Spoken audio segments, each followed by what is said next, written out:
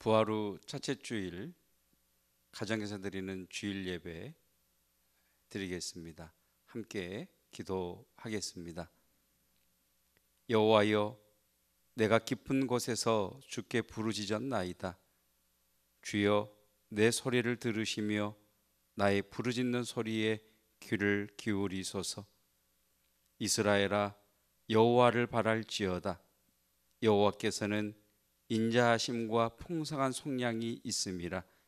그가 이스라엘을 그의 모든 죄악에서 속량하시리로다. 하나님은 영이시니 예배하는 자가 영과 진리로 예배할지니라. 아멘. 성부 성자와 성령 영원히 영광 받으옵소서. 태초로 지금까지 또 길이 영원 무궁. 성삼위께 영광. 아멘. 죽어 있는 우리 가운데 임재하셔서 죽은 자로부터 우리를 살리시며 부활의 첫 열매가 되신 주님을 찬양합니다. 하나님의 영광의 임재가 경험되어지는 예배되게 하옵시고 각자의 자리에서 가정에서 예배하는 이곳에 성령의 임재를 허락하옵소서. 이곳에 임하시고 역사하시는 주님을 찬양하며 예수 그리스도의 이름으로 기도드립니다. 아멘. 찬송 304장입니다. 그 크신 하나님의 사랑. 크신 하나님의 사랑 알로다 영영 못하네. 저 높고 높은 별을 넘어 이 낮고 낮은 땅 위에 죄범한 영혼 구하려 그 아들 보내사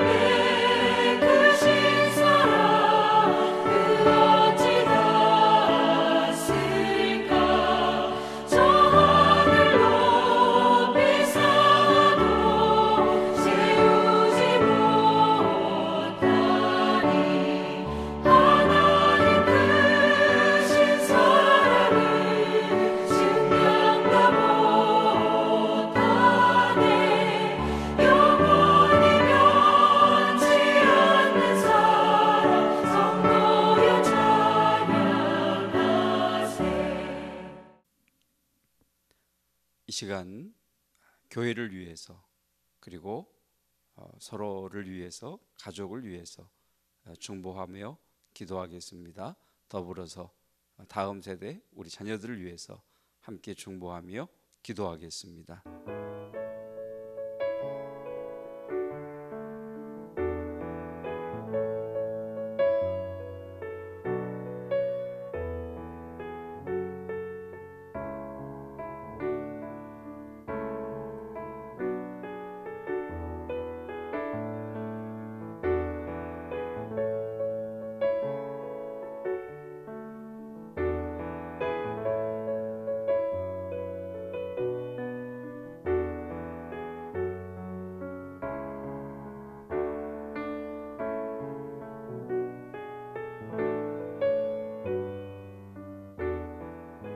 사도신경으로 우리의 신앙을 고백하겠습니다.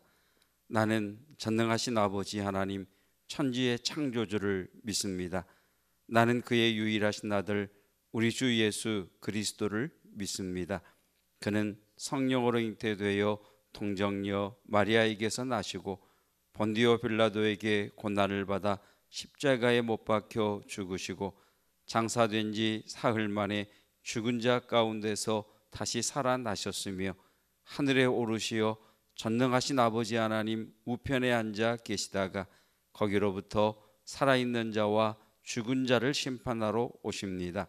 나는 성령을 믿으며 거룩한 공교회와 성도의 교제와 죄를 용서받는 것과 몸의 부활과 영생을 믿습니다. 아멘.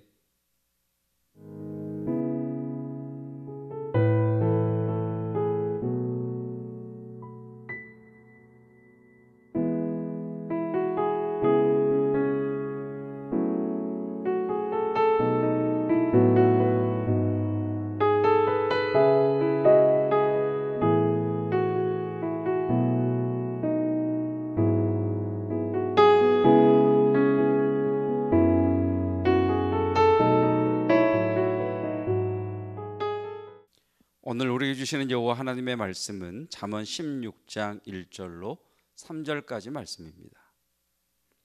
구약성경 927쪽 잠언 16장 1절로 3절입니다. 제가 말씀 봉독하겠습니다. 오늘 우리에게 주시는 여호와 하나님의 말씀입니다. 마음의 경영은 사람에게 있어도 말의 응답은 여호와께로부터 나오느니라. 사람의 행위가 자기 보기에는 모두 깨끗하여도 여호와는 심령을 감찰하시느니라. 너의 행사를 여호와께 맡기라. 그리하면 내가 경영하는 것이 이루어지리라.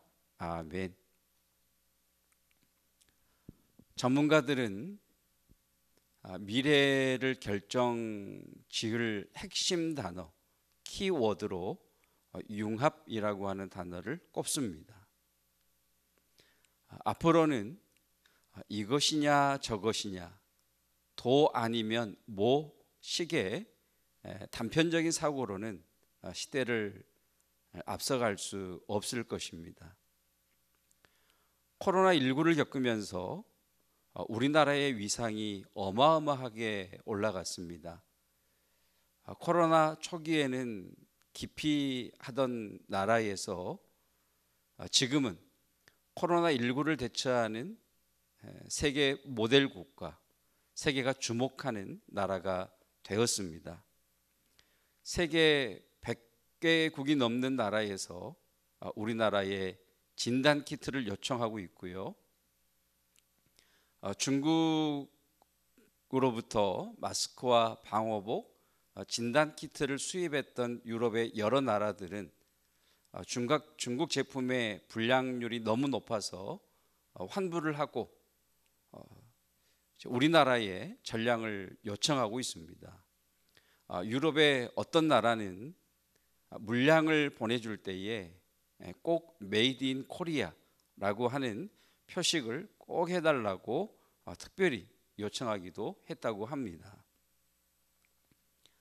이렇게 우리나라가 우리가 선진국으로 알고 있었던 미국이나 유럽의 여러 나라보다 탁월하게 극복할 수 있었던 이유를 전문가들은 탄탄한 제조업의 기반과 최첨단 정보 기술을 꼽습니다. 미국이나 유럽의 여러 나라들이 코로나19를 선제적으로 대처할 수 없는 이유는 그 제조업, 다른 나라에 제조업 공장을 두고 있어서 자국 내의 제조업의 기반이 약하다는 거지요. 그러다 보니 이 코로나19를 대처하는 마스크와 같은 생필품들을 생산해낼 수 없는 그런 지국의 그런 형편에 있기 때문이라고 이야기를 합니다. 제조업이라고 하는 2차 산업과 최첨단 기술이라고 하는 5차 산업의 융합, 이것이 세계가 주목하는 대한민국을 만들어내었다라고 전문가들은 이야기를 하고 있습니다. 성경의 주제는 크게 두 가지입니다. 창조와 구원. 그래서 신학도 크게 두 가지로 나누어집니다. 창조 신학과 구원 신학. 이 창조 신학에 의하면 인간은 창조에 꽂히고 놀라운 능력이 있고 선하며 하나님의 형상을 닮은 아름다운 존재입니다. 그러나 구원 신학에 의하면 인간은 전적으로 타락했으며 죄인입니다. 스스로의 힘으로는 구원의 가능성이 전혀 없습니다. 창조 세계를 지탱하는 중요한 원리가 심은 대로 거둔다입니다. 그것이 흔들리면 세계가 유지될 수 없습니다. 그래서 창조 신학에서 가장 큰 죄는 게으름입니다. 그러나 이 구원 신학의 입장에서 보면 인간의 노력은 아무런 가치가 없습니다. 인간은 전적으로 타락한 존재이고 전적으로 무능한 존재입니다. 하나님이 부어주시는 절대적인 은혜, 공짜로 주어지는 은혜가 아니면 구원은 불가능합니다. 구원받은 성도는 나는 죄인이며 오직 은혜가 아니고는 불가능합니다라고 하는 것을 믿어야 합니다. 그래서 구원 신학에서 가장 큰 죄는 불신앙, 믿지 않는 것입니다. 구원 신학의 입장은 자신의 수고와 노력에 별로 가치를 부여하지 않습니다. 은혜를 강조하지요.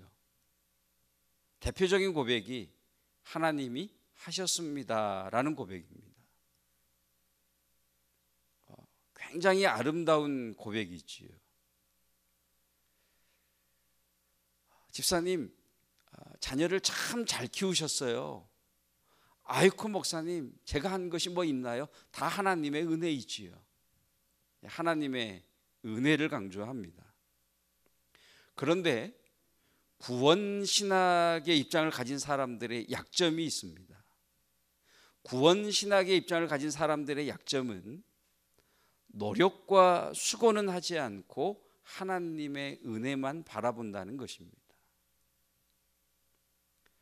창조의 입장에 서 있는 사람들은 심은 대로 거둔다는 법칙에 의거해서 자신의 수고와 노력을 소중하게 여깁니다. 내가 열심히 살고 성실하게 살고 착하게 살면 하늘이 도울 것이다 라고 이야기를 합니다. 땀은 배신하지 않는다. 노력이 재능을 이긴다. 열심히 해라. 너도 성공할 수 있다. 이 창조 신학의 입장을 가진 사람들의 약점은 자신들의 노력으로 구원을 이룰 수 있다고 생각하는 겁니다. 그래서 덕을 쌓고 착하게 살면, 열심히 살면 좋은 결과가 있을 것이라고 생각을 합니다. 창조 신학과 구원 신학, 이 두 가지 중에 어떤 것이 맞을까요? 중한병에 걸린 성도가 있습니다. 아프면 병원에 가야지. 뭔 기도야? 자, 이 말이 맞는 말일까요? 아니면 나는 하나님이 치료하실 것을 믿습니다. 그래서 나는 병원에 가지 않을 거예요. 이 말이 맞을까요? 신앙에 있어서도 융합이 중요합니다. 이것이냐 저것이냐가 아니라 창조신학과 구원신학의 융합이 필요합니다. 우리는 창조된 세계 속에서 살아가고 있습니다. 그러므로 심은 대로 거둔다는 법칙을 따라야 합니다. 땀 흘려 수고해야 되고요. 열심히 노력해야 하고 일해야 합니다. 그러나 여러분, 나의 수고와 노력만으로 모든 것이 가능하시던가요? 살면서 더 깊이 깨닫는 것이 사는 것이 내 뜻대로 안 된다라는 사실 아닙니까? 여러분, 사는 것이 내 생각처럼만 된다면 얼마나 좋겠어요. 내가 노력한 만큼 성과를 거둔다면 여러분 얼마나 좋겠습니까? 나의 수고와 노력만으로 되지 않죠. 여러분, 위로부터 부어지는 은혜가 필요합니다. 똑같이 수고했어도요, 결과가 다릅니다. 여기에는 분명히 은혜의 영역이 있습니다. 자수성가한 사람들의 말을 들어보면 이런 말 하지 않던가요? 내가 이렇게 일어설 수 있었던 이유는 타이밍이 좋았다. 이 타이밍이 세상 말로 운이죠. 은혜의 영역인 거죠. 우리에게는 하나님의 은혜가 필요합니다. 그런데 여러분, 모태신앙이면서 목사인 저의 약점이 있습니다. 그러니까 너무 하나님의 은혜를 강조하다 보면 사람들의 수고와 노력의 가치를 잘 인정하려고 하지 않습니다. 자, 우리 자녀가 열심히 공부를 해서 100점을 받아왔습니다. 뭐라고 하시겠습니까? 첫째, 야, 다 하나님의 은혜야. 우리 하나님께 감사하자. 두 번째, 야, 내가 열심히 하니까, 내가 열심히 노력하니까 되잖아. 잘했어. 어떤 대답을 해야 될까요? 여러분, 우리의 대답은요, 정말 열심히 했구나. 잘했다. 우리 같이 하나님께 감사하게 기도를 드리자. 창조신학과 구원신학의 융합이 필요합니다. 은혜와 노력의 융합이 필요한 거죠. 주일 예배를 위해서 몇 주 동안 계속해서 교회 토요일에 교회에 오셔서 청소를 해주신 권사님들이 계십니다. 에이, 하나님이 다 아시니까 그러고 넘어가야 될까요? 아니죠. 하나님이 다 아시죠. 그러나 수고와 헌신을 우리가 알아주어야 합니다. 하나님은 치료하고 우리는 봉사한다. 시티병원 1층 현관 입구에 걸려있는 문구입니다. 하나님은 치료하시고 우리는 봉사한다. 하나님은 치료하시고 하나님의 은혜지요. 고치시는 하나님의 은혜가 있어야 합니다. 우리는 봉사한다. 의사 선생님들과 간호사 선생님들의 수고와 헌신이, 수고와 노력이 있어야 합니다. 환자의 자기 돌봄이 있어야 합니다. 그래야 전인적인 치유가 일어나는 거죠. 내가 노력만 하면 다 될까요? 아니면 내 노력은 아무 소용없고 오직 하나님의 은혜만 있으면 될까요? 하나님은 100, 하나님의 은혜는 100, 나는 0. 이게 맞을까요? 나는 나의 노력이 100, 하나님의 은혜는 0, 이것이 맞을까요? 아니면 하나님의 은혜 50, 나의 노력 50, 이것이 맞을까요? 배드민턴을 하는 복식 선수가 있다고 하십시다. 두 사람이 한 조가 되어서 대회를 치르는 복식 경기입니다. 여러분, 이 복식 경기에 나가는 두 사람이 승리하려면 두 사람 다 100이어야 합니다. 한 사람의 컨디션은 100인데 한 사람의 컨디션은 20이라면 120이 아닙니다. 경기를 이길 수가 없지요. 두 사람 다 100일 때 100의 효용이 생기는 거죠. 하나님의 은혜 100, 나의 노력 100. 전적인 하나님의 은혜, 전적인 나의 노력, 이 두 가지가 만날 때 하나님의 역사가 나타나기 시작합니다. 그렇다면 여러분, 어디까지가 나의 노력이고 어디까지가 하나님의 은혜일까요? 그 대답이 1절입니다.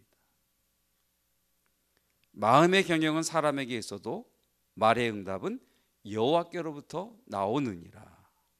우리가 해야 할 일이 뭡니까? 마음의 경영, 마음으로 경영하는 거지요. 경영한다는 것은 계획하고 계획한 것을 이루기 위해서 수고하고 애쓰고 노력한다는 말입니다. 이것이 우리가 해야 하는 기본 자세라는 거죠. 그러나 내가 마음으로 경영하고 계획을 세우고 그것을 위해서 수고하고 노력하고 그것만 있으면 되느냐? 아니죠. 1절 하반절에 이렇게 말씀하시죠. 말의 응답은 여호와께로부터 나오느니라. 결과는 하나님께로부터 나온다는 겁니다. 마음으로 경영하는, 내가 해야 할 마음으로 경영하는 것 100, 결과를 가져오시는 하나님의 은혜 100, 이것이 일을 만들어낸다는 거죠. 자, 마음의 경영과 함께 우리가 해야 할 것이 또 있습니다. 3절입니다. 너의 행사를 여호와께 맡기라. 그리하면 내가 경영하는 것이 이루어지리라. 너의 행사를 여호와께 맡기라. 오늘 잠언 16장 1절로 3절까지 읽었는데요.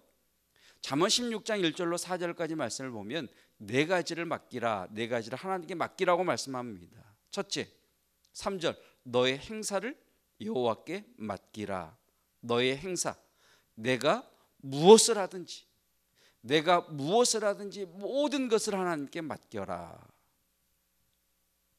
두 번째는요, 나의 수고와 나의 수고의 결과를 하나님께 맡기라.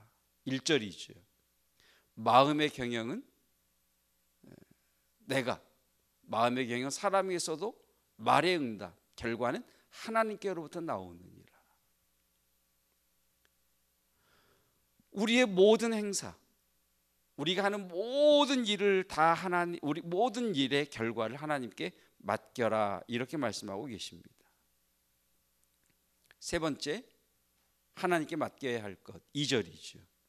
사람의 행위가 자기 보기에는 모두 깨끗하여도 여호와는 심령을 감찰하시느니라. 나에 대한 사람들의 판단, 나에 대한 사람들의 평가도 하나님께 맡겨라, 이렇게 말씀하고 계십니다. 우리의 기도는 이렇게 돼야 되겠죠. 하나님, 이것은 제가 볼 때 옳은 것이었습니다. 그래서 했습니다. 그러나 하나님 보시기에 옳은 것이 아니라면 그 판단도 하나님께 맡기겠습니다. 사람들의 판단도 하나님께 맡겨야 합니다. 네 번째, 다른 사람도 하나님께 맡겨야 합니다. 4절입니다. 여호와께서 온갖 것을 그 쓰임에 적당하게 지으셨나니 악인도 악한 날에 적당하게 하셨느니라. 악인도 하나님의 도구로 쓰임을 받는다고 말씀하고 계십니다. 여러분, 나를 힘들게 하는 사람들이 있지요. 다른 사람도 하나님께 맡기라고 하는 이 말씀은 그 사람에 대해 내가 아무것도 하지 않는다는 말이 아니라 내가 그 사람에게 할 수 있는 일은 하되 그 사람의 결국은 그 사람에 대한 것은 하나님에게 맡기라는 말씀입니다. 왜 이런 말씀을 하실까요? 하나님은요, 내가 나를 힘들게 하는 그 사람 때문에 하나님을 바라보는 시간을 빼앗기고 내 마음이 힘들어서 기쁨을 빼앗기는 것을 원치 않으십니다. 그래서 하나님께서는 나를 힘들게 하는 사람도 하나님께 맡기라고 말씀하시는 거지. 여러분, 하나님께 맡기는 것이 쉽지 않습니다. 하나님께 맡기는 것이 쉽지 않은 이유는 하나님에 대한 믿음이 약하기 때문입니다. 자, 여기 1억 원이 있습니다. 이 돈을 은행에 입금을 시켜야 되는데 10살짜리 아이를 보낼 수 있습니까? 보낼 수 없죠. 왜 못 보냅니까? 그 아이가 믿음지 않기 때문에 그것을 맡기지 못하는 겁니다. 우리 하나님께 맡겨야죠. 근데 우리가 하나님께 맡기지 못하는 이유는요, 하나님이 믿음지 못하기 때문입니다. 그래서 우리에게 필요한 것이 믿음인 것이지.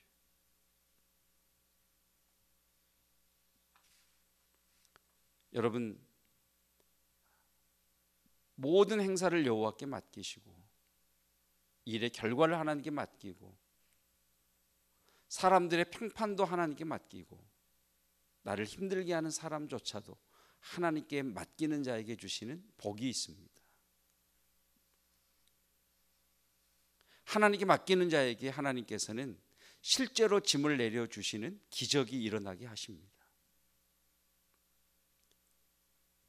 내 짐이 질병일 수 있습니다. 무거운 근심일 수도 있고요, 실직이나 가정의 우환일 수도 있습니다. 이 답답함일 수도 있습니다. 그 짐이 어떤 것이든지 아무것도 염려하지 말고 오직 기도와 간구로 너희 구할 것을 하나님께 구하라, 하나님께 맡기라. 그리하면 하나님의 평강이 너희를 지키시라는 말씀처럼 하나님께 기도로 맡겼더니 실제로 싹 벗겨주시는 기적이 여러분에게 일어나시기를 주님의 이름으로 축복합니다. 당장 내려주시는 주의 은혜가 임하시기를 축복합니다. 하나님께 맡길 때요, 하나님은 그 짐을 내려주시는 기적을 일으키기도 하시지만 그 짐은 우리에게 그대로 두신 채 마음의 평안을 주시기도 하십니다. 문제는 여전히 남아 있습니다. 아직도 내 어깨 위에 버거운 짐이 있습니다. 그런데 마음의 평강이 찾아와요.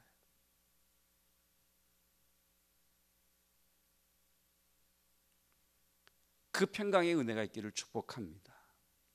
하나님께 맡길 때요, 하나님은 우리에게 새 힘을 부어주셔서 그 짐을 지고 갈 수 있게 해주십니다. 여러분, 정말 힘든 광야를 지나고 계시면서도 찬양하는 분들이 계십니다. 나라면 어떻게 버틸까 하는 그 버거운 짐을 지고도 늘 입을 열면 감사합니다, 하나님의 은혜입니다, 주님이 함께 하십니다, 환한 얼굴로 웃는 분들이 계십니다.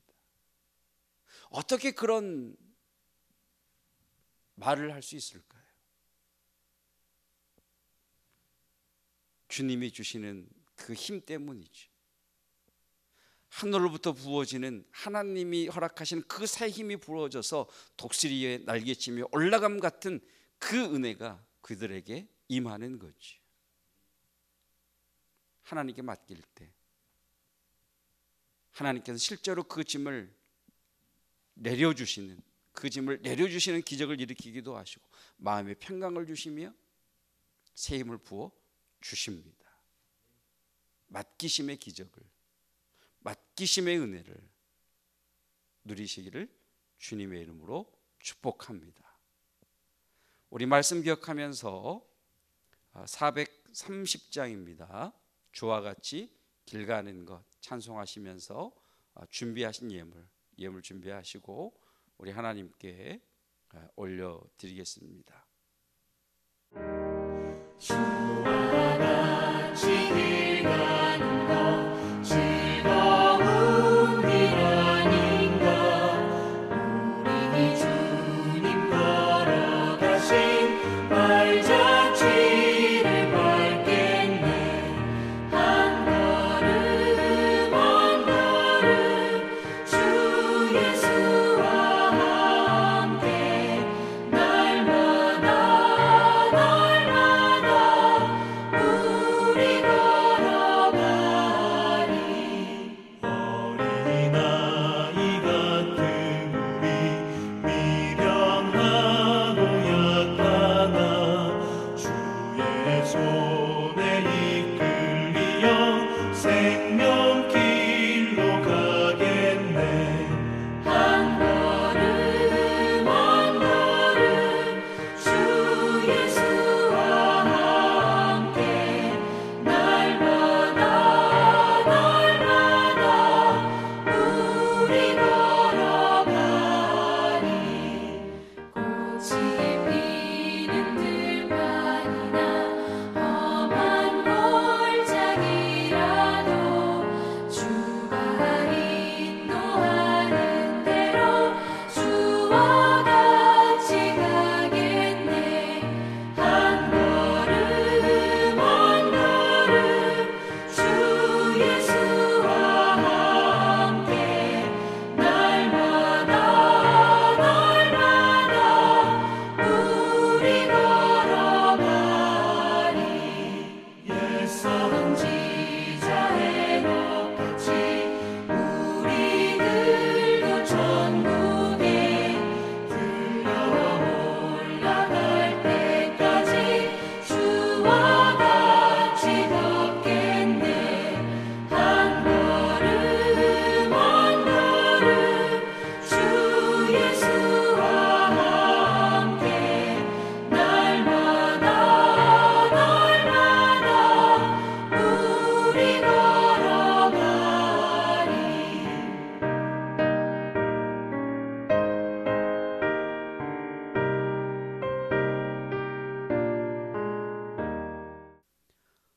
기도와 축도 후에 여러분 바로 예배를 마치지 마시고 축도 후에 흐르는 찬양 들으시면서 하나님 앞에 더 기도하시고 찬양이 마치면 예배를 마치시기를 바라겠습니다. 함께 기도드리겠습니다. 우리에게는 하나님의 은혜가 필요합니다. 게으른 자여 개미에게 가서 배우라신 말씀처럼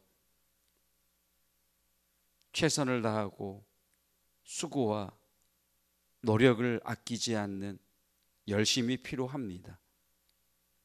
이것이냐 저것이냐의 단편적 사고가 아니라 구원신학과 창조신학의 조화와 융합을 이룬 이 시대에 균형 있고 실력 있는 그리스도인들로 서가기를 원합니다. 하나님, 모든 행사를 여호와께 맡깁니다. 마음으로 경영하는 것은 내 몫이지만 결과는 하나님께로부터 오는 것이기에 결과도 하나님께 맡깁니다. 나를 힘들게 하고 일희일비하게 하는 사람들의 평판, 사람들의 소리까지도 하나님께 맡깁니다. 나를 힘들게 하는 그 사람도 하나님께 맡깁니다. 맡길 때 약속하신 내려지는 기적이 일어나게 하시되 특별히 이 시간 육체의 질병을 가지고 있는 성도의 짐을 여호와께 맡기오니 치유의 역사가 일어날지어다. 급속히 이 응답이 이루어지게 하옵소서. 여전히 문제 가운데 있지만 주님 주시는 평강이 우리 마음을 넘치게 하옵시고 하늘로부터 새 힘을 부어주셔서 감사하며 찬양하며 능히 이 한계 상황을 뚫고 나가며 돌파해낼 수 있는 하나님의 용사들 되기를 원합니다. 귀한 예물 아버지께 올려드립니다. 하나님, 주신 이가 여호와이시며 재능 주신 이도 여호와이시고 여기까지 이끄신 이가 하나님이시며 이끄실 이가 또한 하나님이신 것을 고백합니다. 이 믿음의 고백으로 주 앞에 드리오니 드린 손길들마다 기억하시고 복에 복을 더하여 주시옵소서. 이 예물이 쓰이는 곳마다 주의 나라가 확장되게 하옵소서. 우리의 자녀들 축복하여 주시고 다음 세대들 믿음의 근간이 흔들리지 아니하도록 붙잡아 주시옵소서. 예수 그리스도의 은혜와 하나님의 사랑하심과 성령 하나님의 교통하심이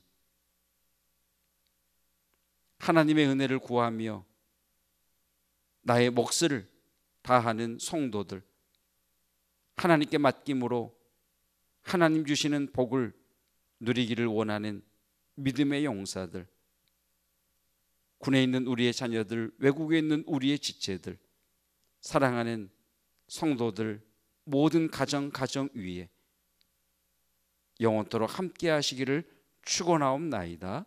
아멘.